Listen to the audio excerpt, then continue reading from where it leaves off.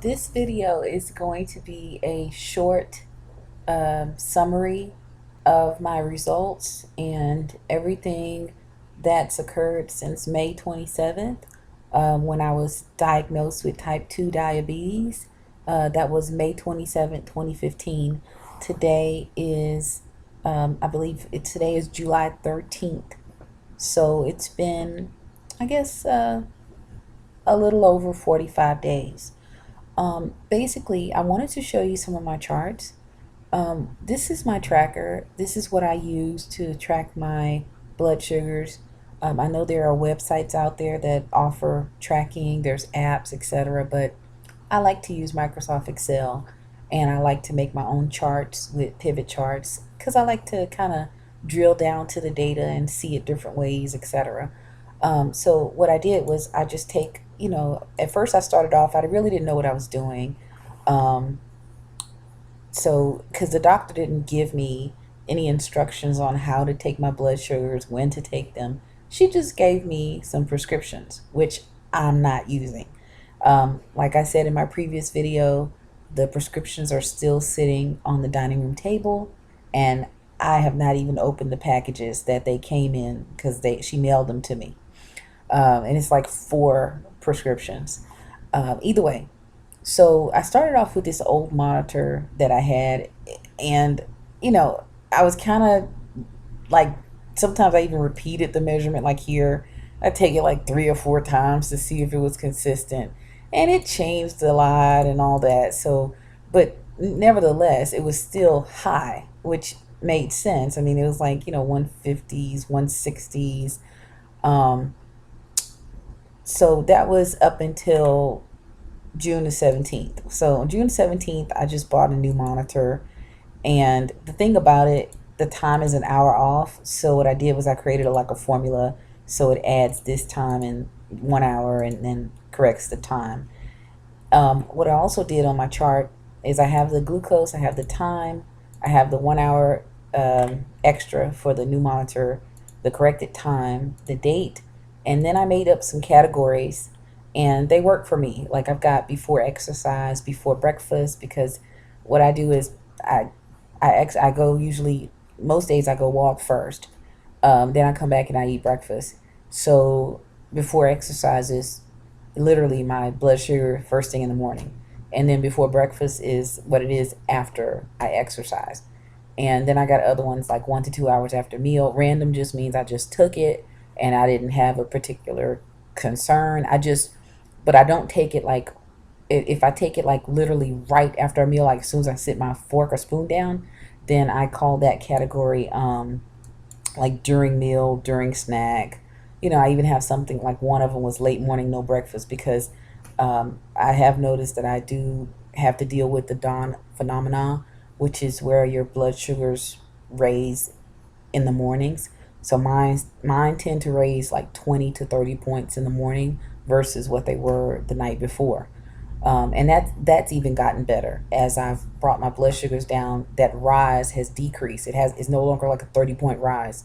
It's like a 10 to 20-point rise.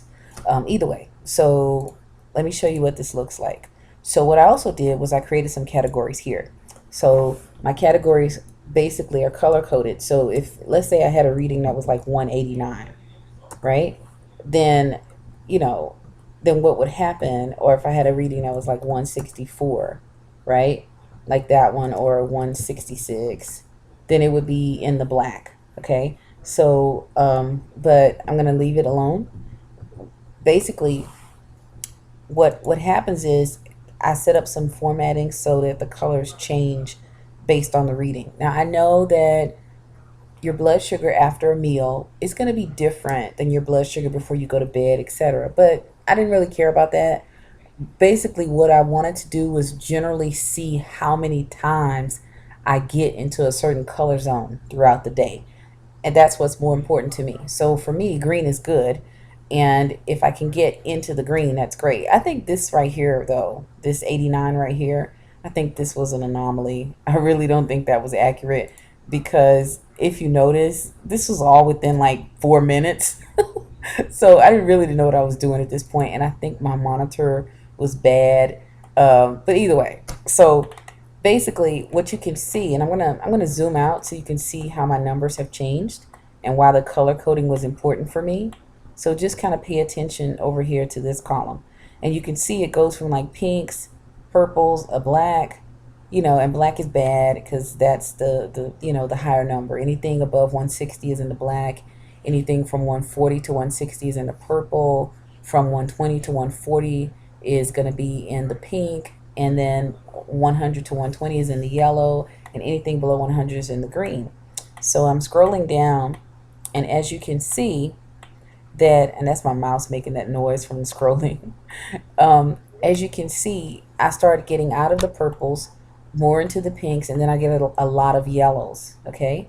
And then it starts to be almost no purples, and you're going to see something in a second. And then I start getting into a lot of greens, and I'm going to talk about that. But let me show you something. Let me show you the fast, what was very important about the fast. The first fast that I did was the 22nd. Let me zoom in. Was the 22nd, was right around this time right here, okay? It was actually the 22nd through the 24th. So this is the only day that I took my blood sugar during the fast. I did it almost, well, it was right at, it was like 5 hours short of 3 full days. Water only fast, nothing else. No fruit, no juice, no lemons and cayenne pepper, nothing, just straight water, okay? And that took me down to 93, which was very interesting because before that, you can see I was in the purples and I was in the pinks, and a few yellows, but I'd never gotten into the green. And I think, like I said, this one, I think this was a mistake, an anomaly. I'm not sure if that was accurate. But right here, when I did the fast, this was day 2 of the fast, it got down to 93. I didn't measure my blood sugar the other days because I didn't want to get discouraged. I probably should have, but I didn't. And what you'll notice is that after I did this 2 or 3 day, this almost 3 day fast, my numbers started to change a lot. So basically, I was able to hit the green again 2 days after it, okay? And then you start seeing a lot more yellows, which is very interesting because before I did the 3 day fast, I only had like 3 yellows, okay? And then I started getting into a whole lot more yellows, okay? And the thing is, I was doing a low carb diet at this point. I mean, I've done it the whole time. I haven't had any bread, any corn, any rice, any pasta, any wheat, any flour, no sugary fruits. The only fruits I've eaten, I had like 4 grapefruit and 4 plums, and I eat cherries every day though. But I have like exactly 14 cherries every day. So then I'm going to show you again, as I continued on low carb, the low carb itself was helping me a lot. This right here, all of these pinks and stuff right here, this is generally what I was doing is I was testing. This is all one day, and I was testing to see how coffee affected my blood sugar. So I literally tested it every 5 minutes. You can see it's like 5 minutes, 10 minutes, 15 minutes, 20 minutes, 25 minutes, 30, and so I wanted to see what it did. And what I didn't like as I monitored this, what I didn't like was that it kept shooting up and dropping back down, shooting up, dropping back down, shooting up, dropping back down, and it went to 145. Whereas you can see that before I started with the coffee, it was like, it was, 125. So I didn't like the way it raised the blood sugar so quickly, especially I only had some xylitol in the coffee. So that was amazing to me that coffee could increase my blood sugar that much. I didn't have this with a meal or nothing. And this was completely on the empty stomach. And then I made some notes if I ate something specifically, like what it did to my blood sugar. So like here, I got a 146. This was while I was eating. And this was what I ate. So I kind of was like, Okay, so going down. So next, the next fast I did was actually the 8th, 9th, and the 10th, okay, of July. And you can see that I took my blood sugar actively on those days to see what it was doing. Within 24 hours, because this was like 8:30, So within about almost not even quite 24 hours, I'd already forced my blood sugar down to the 90s. And then that night it was down to 99, but the next day it was regularly going into the 80s. So it was 84, 89, and then the same thing on the third day that it got down to 85, which is great. A normal person, normal healthy person has blood sugars around 83. So that's what I wanted to see. I really wanted to get regularly into the 80s and the 90s. So the fast ended, and unlike the other fast, let me go back and show you, okay, where that fast was here, 24 from 22nd, 23rd, 24th, I was still back in the pinks and the yellows, you see? So the numbers didn't too much change. They came down around, I say the averages came down about 10 points, but once I did the 3 day fast, my averages started to come down. It looked like about 20 points. So ever since then, and this is, I'm not too far off from it. I mean, today is the 13th, so that was what, 3 days ago. But it's just the point that it stayed that way. Also, my ketone sticks have stayed really dark. So I'm going to show you now my pivot table. So this is my little pivot table. And, I just update it, refresh it. And then here's my chart. And the chart also updates automatically when I refresh it. And these are just all of my measures. And the only things I've removed is I removed the little coffee test, and I removed any of the measurements I took like literally right after I ate. If it wasn't 1 to 2 hours after I ate, I removed it because I know that was just me seeing what my blood sugar was doing while I was eating. On my notes, I left everything, so there's no change there. I just removed the coffee tests. And these are the averages. So as you can see, it went from like, going pretty much, it was pretty high, and it swings up and down because I wasn't consistent. I didn't every day test at the same time and for the same event. Some days, but every day I took like the morning measurement, but I wouldn't take the nighttime measurement every day. I wouldn't take the before lunch or before breakfast measurement every day. So, but generally this is what it did. And as you can see, it went down from like 140, and now it's like, it's funny, it's trending towards like 100, okay? And as you can see, I dropped down to the 90s during this fast, all right? And the fast was over with on the, let me see, it was the 8th, 9th, and the 10th. And you can see I still stayed in this low level, the 11th, the 12th, and the 13th. And even when it came up, which was I think this morning, it was still only at 113 for the morning effect, which is really, really awesome. And I'm very happy about this. For those of you who did not see my other video where I showed you my results after 30 days, these are my lab results after 30 days. And you can see that my fasting blood sugar from May 27th to June 26th, because I go get my lab results every 30 days since I started this. So it came down from 195 to 123, which is really great. And then this is my old chart, so that's not important. I already showed you my other chart. And then my hemoglobin A1C as of June 26 came down 7 point to 7.7. So that was a great drop. That's 14%, and that's halfway to being out of diabetes.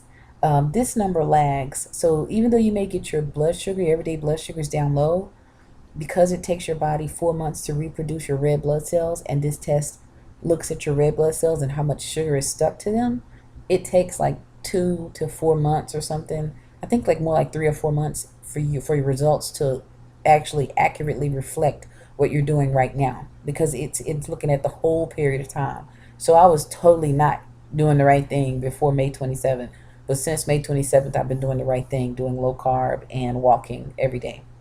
So I'm really, really close to, I'm well on my way, so I'm very happy.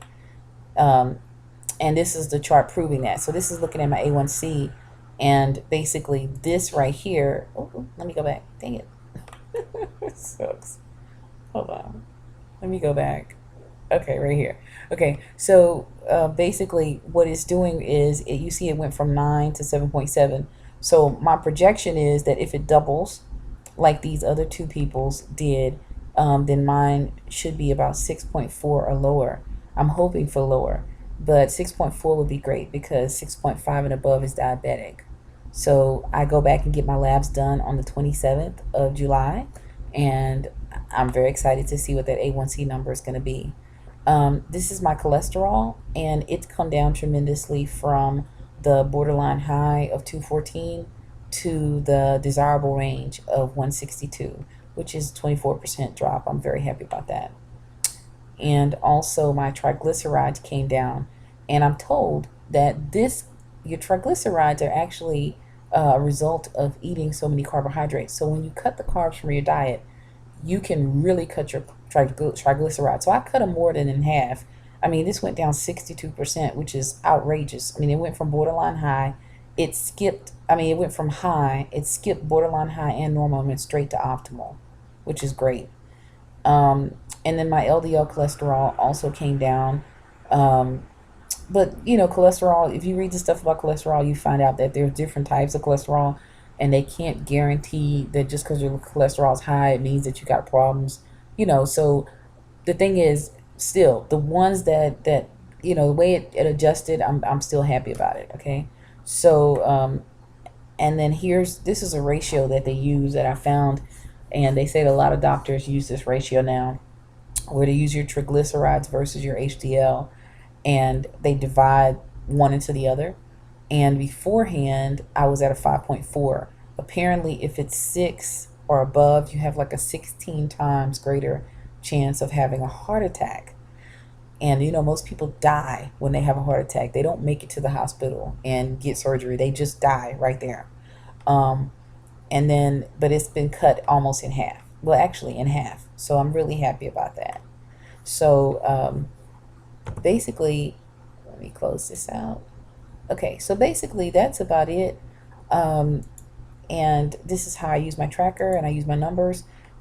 But I mean, I know I need my A1C confirmation, but if my doctor were looking at this right now, if she were actually doing my measurements and all this stuff, and let's say I was never diagnosed with diabetes, she wouldn't say that I was a diabetic. She would say that I have great blood sugar and great blood sugar control. So, low carb works. It really does. If you are disciplined, if you don't cheat, if you're not lazy, then you'll be free from diabetes without medication. And this is type 2 diabetes. Type 1 is a whole different ball game.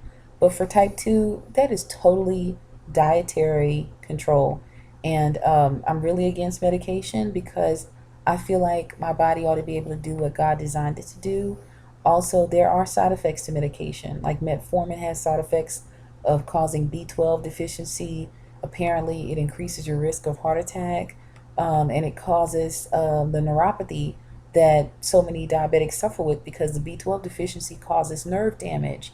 And I just rather would not be on medication. Medication is something that's supposed to be temporary until you are healed. But people are using medication as a diet plan so they can still eat garbage.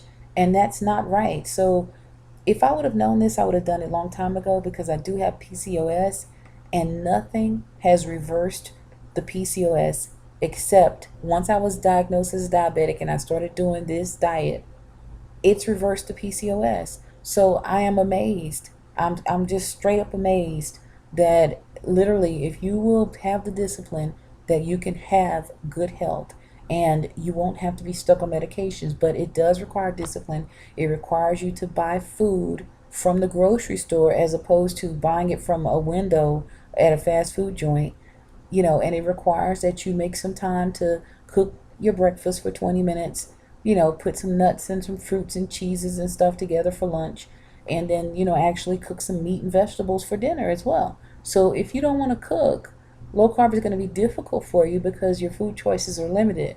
But if you're willing to cook your meals and all that and be disciplined, you will have normal blood sugars. And if I can get back to staying at normal blood sugars, then you can occasionally go out to eat, have bread, and have these things, but it's not supposed to be an everyday thing. So, anyway, that's it. Let me know if you have any questions. Thank you very much.